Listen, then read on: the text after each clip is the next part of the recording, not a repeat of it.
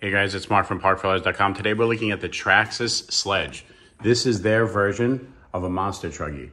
So what's interesting about this particular product is the first time that Traxxas actually chased after market share. And what does that mean? They actually looked at a car called the Crane 6S from Arma, and they basically took that design and they made it better in almost every aspect. Every specification of the car is an enhancement, a direct enhancement over the Arma Crane. Now, don't take it the wrong way. It's not a copy of the Crane. A lot of people are making videos that Traxxas is going to get sued and that they copied the Crane. They didn't copy the Crane. They just made something called a monster truggy. It's a truggy chassis with, extra large wheels on it.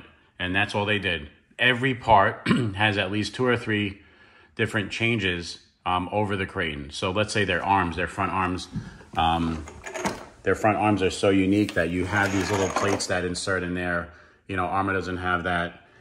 Just the way they're designed with certain aspects, there's no way it's a copy. So there's enough changes here to avoid any patents or lawsuits from Arma. So everybody should really take that off the table. Traxxas is not getting sued over this.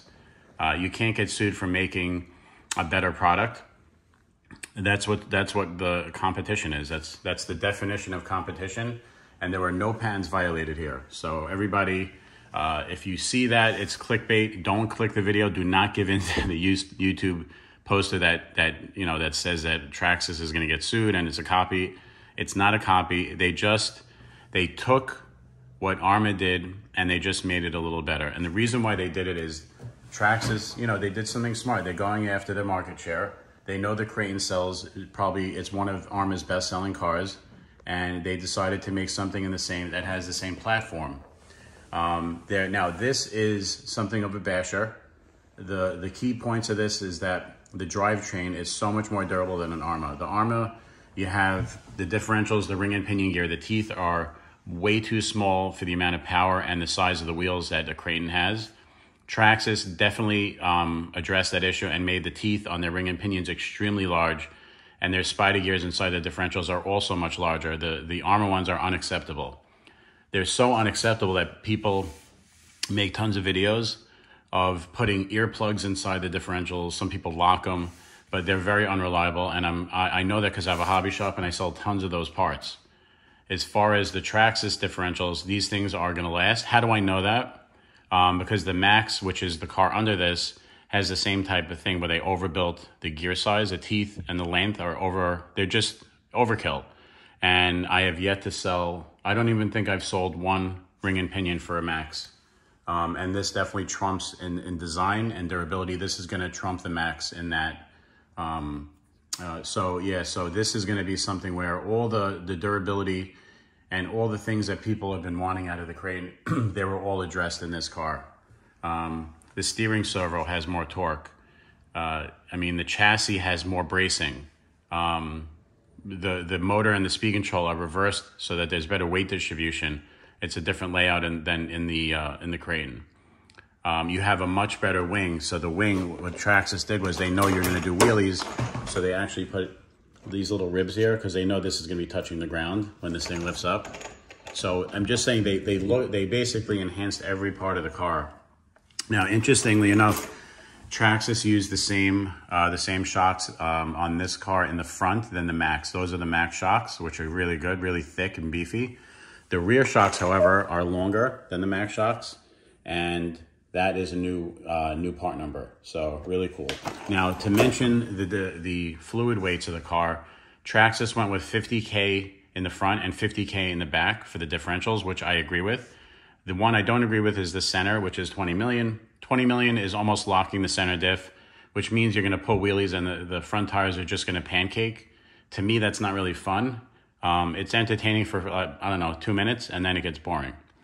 So if you want to turn this into a performance car, you're going to want to put maybe 2 million in the center diff. That's what I'm doing. And then you're going to have a car that it's going to probably still wheelie, but not as aggressively, and it's going to be more manageable. And with Traxxas, I think they may have not realized is that the appeal of the Crane is it has that perfect out of the box. When you put a 6S in it, it has that perfect balance of pulling wheelies. Like it just lifts about 1 or 2 inches off the ground. and you could feather the throttle so it doesn't kind of flip on its lid. This is gonna flip on its lid right away, right out of the box. And to me, that's not appealing.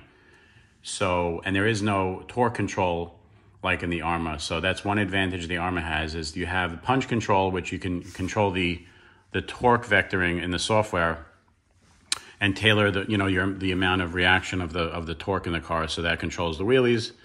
But like I said, putting 2 million in the center diff is going to help you with the overblown wheelies, and then you're going to want to just manage your throttle accordingly, and then the car, I think, is going to drive a lot better. Now, one thing I also don't love about the car is that it has these monster wheels on them. They're sledgehammers. They're great for bashing, and I'm sure Traxxas did the research that most people do bashing and that they're gonna love these things. For me, I'm more of a racer, and so Traxxas makes something called a Response Pro. These weigh about 8 ounces, and these the sledgehammers for the sledge weigh 12 ounces. So that's a difference of 4 ounces a wheel. If you multiply that by 4 wheels, that's 16 ounces for the car. That's 1 pound savings if you go with these little Response Pros. And obviously the name Response is they have much quicker throttle response, and because they're much lighter, and they're also more balanced. The foams in them are much stiffer than these little mushy things. Also, when you have a basher like this, just that reminds me, there's always holes in the inside rim. A lot of people get water and sand in the rims, and then they actually add even more rotational weight, and the car drives like shit. Now, just to show you how awful these tires are, is from the stock Traxxas videos, when you see the car in the air and they're giving throttle, you see it going up, the tire going up and down as it's in the air when it rotates. That shouldn't be happening. That means that the wheel's off balance by a lot. So I never run cars like that. If you did that with this wheel, it would probably be less or almost non-existent. And if you balance them, you'll actually really improve every aspect. You can balance these too, by the way, but the rotational weight's still going to be there. I recommend that anybody with a sledge should balance their wheels right out of the gate. There are many companies that make tire balancers. They're cheap. They're under 15 bucks. They come with these little balls of clay that you use to offset the discrepancy in the wheel. One thing you can do to just see the effect of how balancing a really big tire like this, big and heavy, you can lift this on some kind of block, give it throttle before you balance, and then give it throttle after. You'll see the car just is so much more stable after you balance it, even on when running the tires on a block. But if you're a person that likes to bash and you like to control your car in the air when you do flips, you definitely want to balance these particular wheels, because it's going to make your air control so much better, really, and the car is going to handle better, it's going to drive better. That's my opinion. And the other thing I would do for performance is I wouldn't go with a 6S battery. I would go with the 4S. The 4S battery that I use in all my truggies, especially my Techno truggies, is the SMC. It's the Graphene Extreme 5200. This battery is 120C rated, 14.8 volts, 4-cell, much lighter than the 6-cell. For jumping and handling, this is going to be the battery you want. The punch, and not to mention the runtime, you end up getting more runtime than a crappy pack, because that's how it is. When you have a higher quality cell, you end up getting more runtime, and it just performs so much better. It's much more punchy and it's more consistent. So I definitely recommend this battery in this car. It comes with, they give you these little foam pieces so that you put the spacer, let's say, behind the battery so that it fits into the battery compartment a little better. And highly recommend a 4-cell on this with this setup. So like I said, Response wheels, 4-cell battery. And the last upgrade that I think everybody should do is there are screw holes on top of the motor.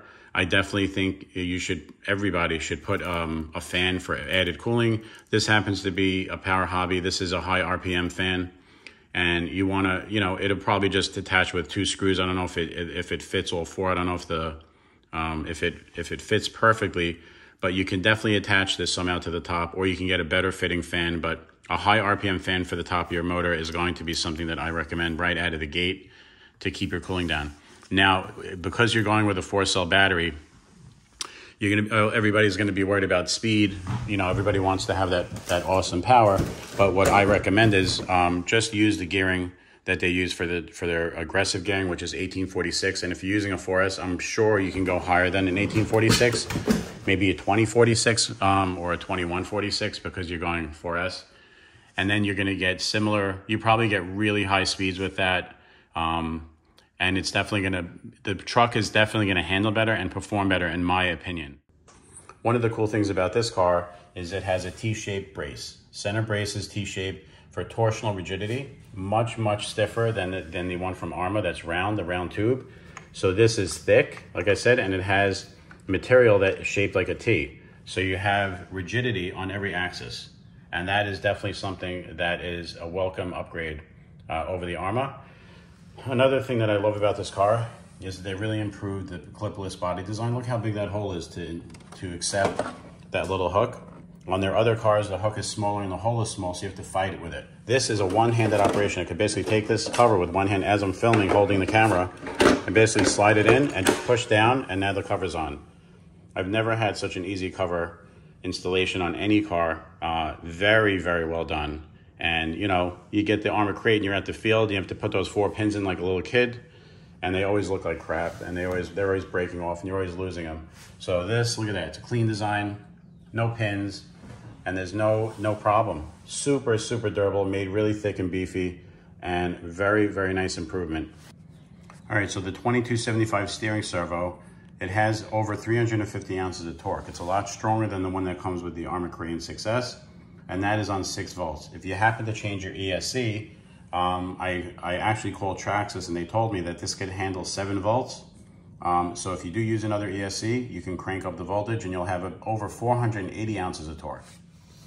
One cool thing about the chassis is that it has 3 braces in the rear, where the crane only has 1. So on each side of the chassis, you have left and right, and then you have a center that goes down to the chassis plate. Obviously the front, you have your standard support right there. So this is gonna be much stiffer, and I think a lot more reliable than the crane chassis. All right, so for the motor mounting, they use a cradle with 4 screws, and basically this basically cradles the motor and supports it, so that there is no motor flex, and then there is no problem with the mesh on the gear. On a Creighton, the motor is secured to the motor plate with 2 screws, and the motor is held by the weight of the screws into the motor plate. That to me is not ideal, and that lends itself to problems over time. I've seen them, and this is definitely a much better design. The other benefit of having the motor cradle is obviously you can mount a really high performance fan on top of there. It screws right to it. I would definitely use thread lock, because you're gonna have a metal to metal contact with a screw going into the aluminum. And you know, the vibration of the motor and the gearbox is definitely gonna work those loose. So I would use blue thread lock for that. As far as the ESC, the cool thing about the Valenian, the 6S, is that this particular speed control has telemetry built into it. You have your voltage, you have your speed, you have everything built into it. So you go into you can basically buy the iPhone holder for your iPhone and put it on top of your Traxxas radio. You'll have all your telemetry in front of you as you're running the car. Really cool and really nice feature. One of the benefits of having Valenian system in the Sledge. Another cool feature of the Sledge is that you have rubber boots on the input gears. So that prevents water from getting into them under hard and extreme driving conditions. I've seen a lot of times where the water gets in there and it ruins everything. This is definitely gonna, I don't know if it's gonna make it waterproof, but it's a lot more water resistant. Now I will tell you that the rear mud guards are a nice touch. They attach with 2 screws and they really are something nice. There's a car called the Techno Truggy. It's a high-end Truggy from Techno Racing, and they offer these as an upgrade for their cars. This is standard with the Traxxas and really a nice touch, prevents mud from accumulating to the rear of the mud guards. You also have mud guards within the A-arms, and they also come in different colors. So if you want to see what they look like, so let's say you wanted to put the arm guards in orange on the car, you could just remove the black ones here that are shown here. You put the orange ones in for contrast and it makes it look cool. The other thing they do, Traxxas, is they have color-coded wings, different colors, so you can make your car look very unique. On this car, this blue wing would look fantastic to match the blue anodized components in the shocks. I think that would be a really nice touch. So Traxxas does really nice touches to their cars by offering colored parts. All right, one of the cool features of the chassis for added durability are the pressed-in sections in the front and the rear of the car. As the section gets pressed in, it adds more surface area and it makes it more strong. The other thing that makes the chassis more strong, which is definitely not on the Armor Crane, is the lip.